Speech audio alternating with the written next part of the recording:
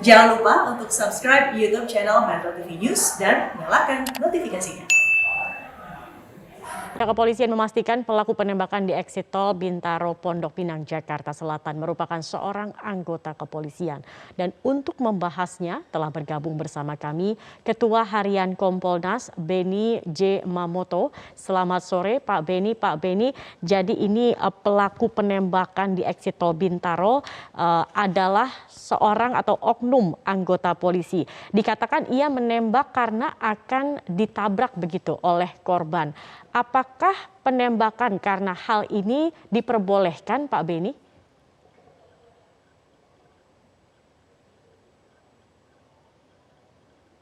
Menunggu hasil lengkapnya, karena kita sulit untuk menganalisis dan menilai ketika pemeriksaan saksi-saksi belum selesai, kemudian rekonstruksi juga belum dilakukan. Karena perlu cross-check antara saksi, korban dalam hal ini, korban penembakan yang saya maksud, kemudian dengan saksi lain dan si pelaku. Jadi perlu proses. Setelah itu baru nanti akan dinilai berdasarkan Perkap 1 tahun 2009 tentang penggunaan kekuatan dalam tindakan kepolisian. Demikian juga dengan Perkap 8 tahun 2009 tentang implementasi prinsip dan standar hak asasi manusia dalam menyelenggarakan tugas kepolisian. Di sana diatur tentang prosedur, tahapan, sampai dengan perlunya dilakukan penembakan. Oleh sebab itu saya yakin secepatnya akan dievaluasi, akan dinilai. Karena ini menyangkut anggota kepolisian, nanti Bid Propam Polda Metro, saya yakin akan mengecek. Baik, Pak Beni, kalau kita melihat memang kasus ini masih didalami, masih ada pemeriksaan-pemeriksaan yang dilakukan oleh pihak kepolisian. Tetapi kalau kita melihat awal mulanya, ini karena ada pengendara mobil dari R3 yang merasa diikuti oleh sekelompok orang. Kemudian pengendara R3 ini melaporkan kepada polisi bahwa ia merasa dibuntuti, ia merasa khawatir begitu. Dan ditugaskanlah kemudian OS ini sendiri untuk melihat dari kasus ini begitu, Pak. Ini apakah sesuatu yang lazim, Pak?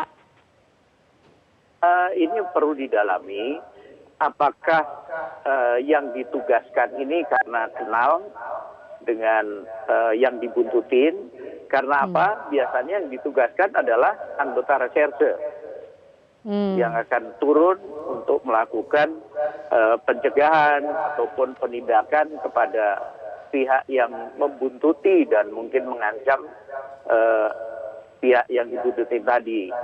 Nah, ini bukan tentunya wilayahnya Sat PJR begitu ya, Pak ya?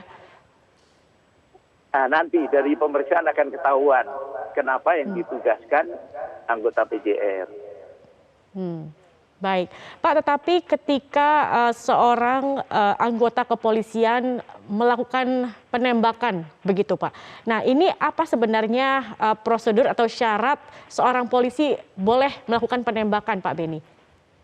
Ya, jadi di Perkap 1 maupun Perkap 8 itu sangat ketat diatur. Memang sangat kompleks ketika seorang anggota itu sampai dengan keputusan melepas tembakan.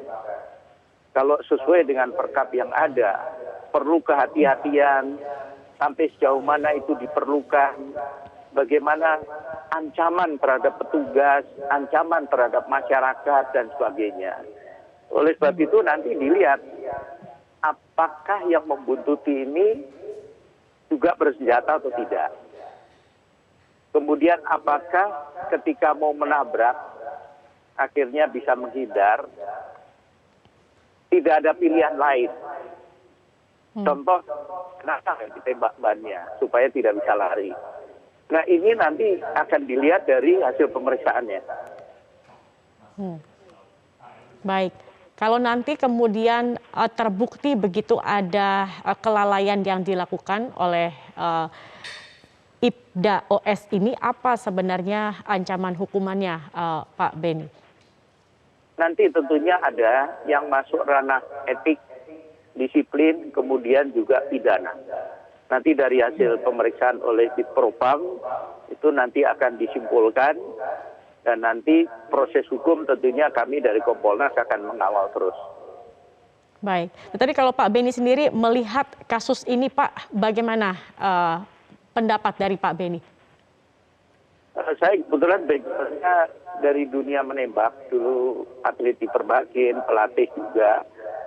Memang seseorang yang dilengkapi dengan senjata itu perlu latihan yang cukup, perlu refreshing terus-menerus, kemudian juga perlu dilakukan pengecekan psikologi secara entah 6 bulan sekali, kemudian juga mesti latihan di lapangan tembak beberapa bulan sekali. Ini perlu karena nanti kaitannya dengan olah terampil. Menggunakan senjata itu kaitannya dengan olah terampil. Semakin sering dilatih, maka dia akan lebih terampil menggunakan senjata api. Itu baru bicara keterampilan. Baru bicara faktor lain. Kondisi kejiwaan. Apakah dalam kondisi stres, apakah konsumsi miras atau narkoba. Jadi begitu banyak nanti yang harus digali dari peristiwa ini. Oke, masih banyak hal yang harus digali, tetapi apakah ada evaluasi begitu Pak Beni terkait dengan kasus ini Pak? Kami kebetulan dari Kompolnas bekerja sama dengan Polri, dengan para Irwasda, melakukan penelitian tentang penyalahgunaan senjata api oleh anggota Polri. Akhir tahun ini sudah akan selesai. Rekomendasinya tentunya akan kami sampaikan ke pimpinan Polri. Hal-hal apa yang perlu dibenahi, hal-hal apa yang perlu ditingkatkan dan sebagainya. Baik. Baik, terima kasih Ketua Harian Kompolnas Beni J. Mamoto sudah bergabung bersama kami di Metro hari ini.